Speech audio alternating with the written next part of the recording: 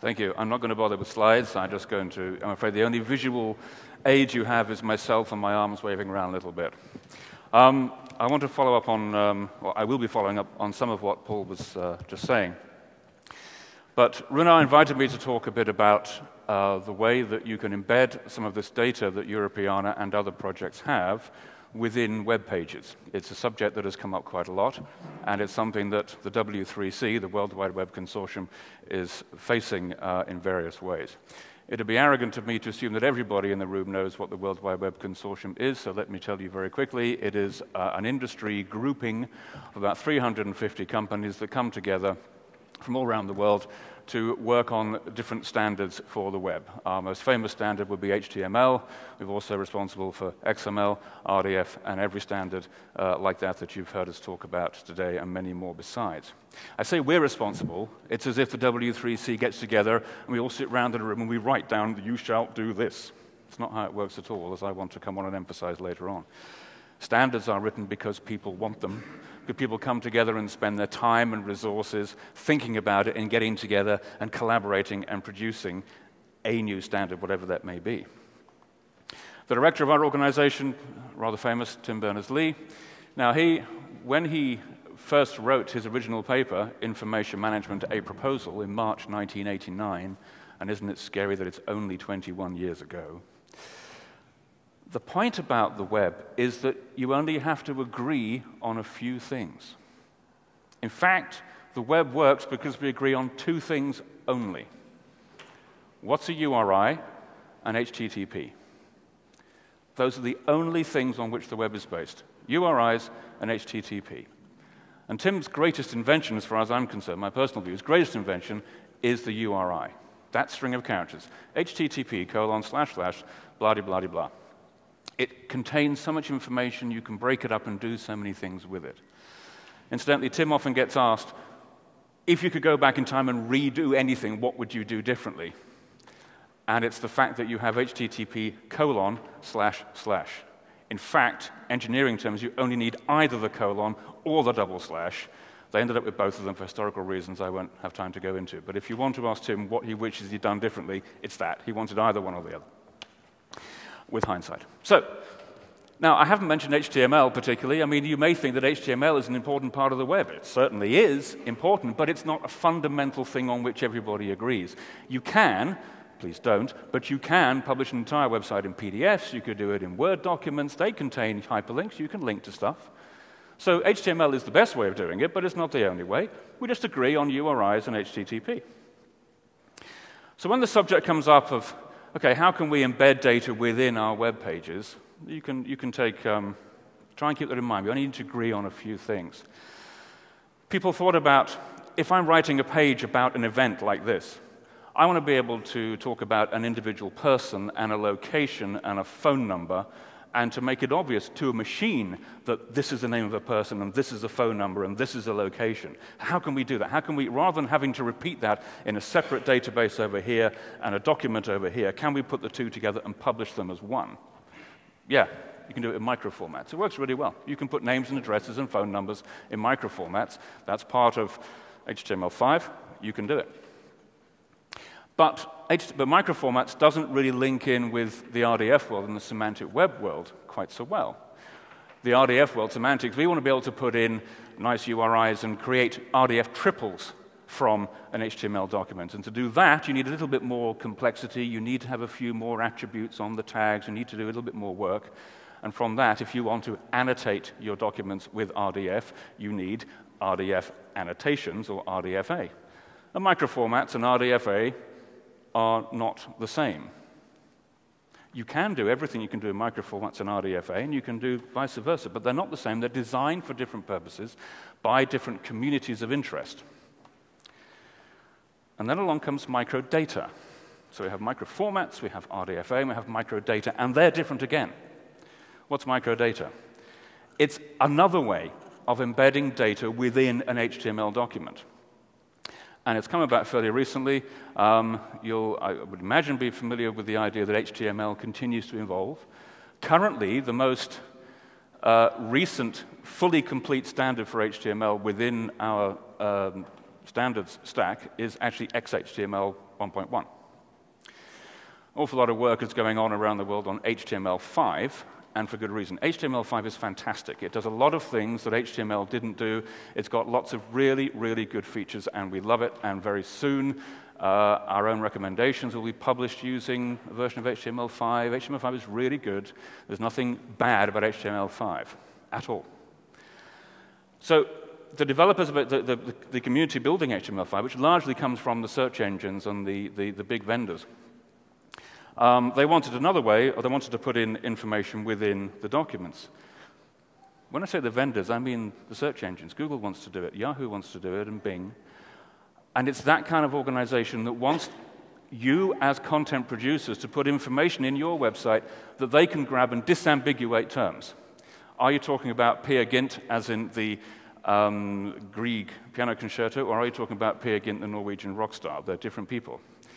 My name, there are 3 Phil Archers at the top of the Google rankings. There's philarcher.com, who is a golfer. That's not me. There's a philarcher.net, who's an artist. That's not me. I'm the .org guy. But we've all got the same name. And none of us are the same as the fictional character in a radio series that's been going since 1950 on BBC Radio. How do you disambiguate terms? That's what the search engines want help with. They want help with recognizing that this is a book title, this is a movie title, this is a whatever it is. So microdata is kind of their way of doing it. And to do that, they have produced, as part of HTML5, remember, we do not write specifications. Our members write specifications using our facilities and our process.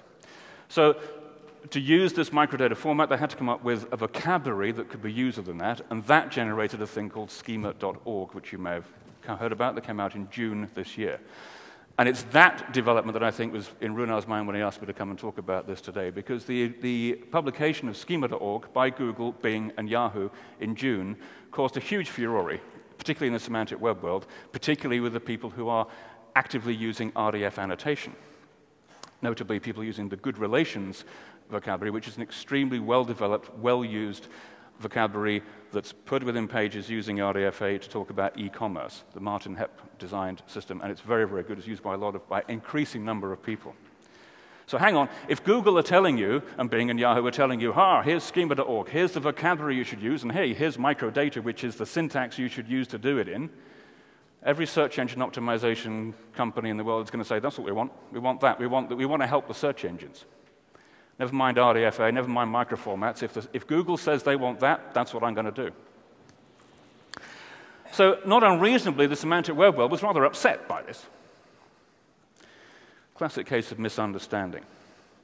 They had a workshop recently at Microsoft's California campus. R.V. Guha, some of you may recognize that name, he was one of the co-editors of RDF Schema alongside Dan Brickley. He said this at the schema.org meeting. We spoke to a bunch of people before we launched. We probably could have been a lot better. We came across as this, that this is the way and this is it and this is how you should do it. That was never their intention. Wasn't the intention then, it's not their intention to publish one vocabulary to the exclusion of others, and it's not the intention of the search engines to push one syntax and not the others. They are trying to be practical, they know what they want, but they're not trying to tell you what to do in any particular way. That's good. So a lot of the hoo-ha about is schema.org going to kill RDFA, of all that work that's been done by some of you in this room and beyond to make the semantic web part of the document web, has all that got to go out the window? No, it has not. Categorically has not. And this is where an organization like ours comes in. Because any standard, whatever it may be, is written by people who come together, who have a common need, and they agree on a common solution, to agree on the simple things they need to agree on. Back in 1989, they had to agree on how to share documents. Tim says that he invented the web because he needed it. It was a solution to a problem that he and his colleagues in the IT department at CERN had. So that event recently around schema.org has had 2 very positive outcomes. One is a task force that is being chaired by Guha himself, who is kind of the schema.org guy who also co-wrote RDF Schema. And that's going to look at the vocabulary issue. Does schema.org, is that the vocabulary? What's the extension mechanism and so on? So that's coming out of it. The other task force to come out of it to be led by Jenny Tennyson. If you come across e-government at all and linked data, you'll know the name Jenny Tennyson. She is one of the smartest people on the planet. She's chairing the task force on the syntax, looking at the differences between RDFA and microdata and microformats and trying to work out, can we have some commonality there? Do we need 3 formats? If we have 3 formats, well, use the one that suits you. But maybe we can try and reduce that number a little bit if we can. But I was struck thinking about that by what Stefan was saying earlier on about the EDM, the way that came about. The EDM came about because this community came together and said, we have a problem we need to solve. We need to model these objects in these collections, and we need to make it available in a certain way. The community came together. It produced the standard, which, from what I've seen so far, is clearly working very well. Kate was talking about the way Carrera is mapping across to it. We've seen it appears on the linked Open Data Cloud. That's success. That's what success looks like for your vocabulary when you get the community together and get them involved and get people behind it. That's what W3C is about. If you can choose whichever standard you like. They're all standards. Choose the one that's right for you. It'll have been developed by people like you, or possibly by you. And it is there to do a particular job. Use the right one. We are agnostic about which one you use. And as far as I know, nobody, including the schema.org people, is telling you should do it this way and not that way. Don't think that XML is being replaced by RDF. It's not. That was never a suggestion. XML is a very, very good technology that's useful for a lot of things with a huge number of tools around to use it. So is RDF. These things exist for different reasons. Use them. And don't be afraid to mix them. Don't be afraid to use XML for your database over here and your RDF over here to describe it, whatever. That's OK. Don't feel boxed into something. They're all there, and the W3C exists to try and make that happen. If there's a problem that you need to come together and solve, we exist as an organization to help you do that. We're open to suggestions always about new standards that need making. We're open, as Europeans, to European projects as well to be part of that. So we're very open, and we offer you these standards, and particularly we offer you the chance to contribute to their formation to make sure you have the tools that you need to do the work you're doing.